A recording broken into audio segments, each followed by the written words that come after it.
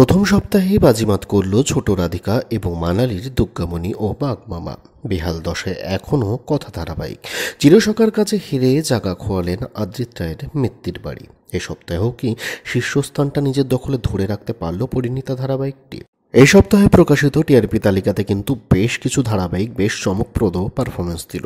তবে প্রথম স্থান অর্থাৎ শীর্ষস্থান দখলের লড়াইতে সেরকম হাড্ডাহাড্ডির লড়াইটা না হলেও কিন্তু বাকি পজিশনগুলোর জন্য বেশ হাড্ডাহাড্ডি লড়াই হয়েছে এই সপ্তাহের টিআরপি তালিকাতে। চলুন জেনে নিই এই সপ্তাহের টিআরপি তালিকাতে কোন ধারাবাহিক রয়েছে কোন জায়গাতে।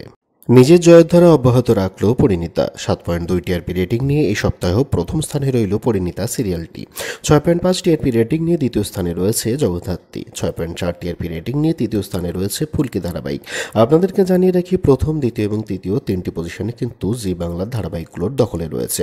6.3 টিআরপি রেটিং নিয়ে চতুর্থ স্থানে রয়েছে রাঙামতি তীরন্দাজ। 6.2 টিআরপি রেটিং নিয়ে পঞ্চম স্থানে রয়েছে গীতা এলএলবি ধারাবাহিক। শোচনীয় হাল এখনও অব্যাহত কথা ধারাবাহিকের।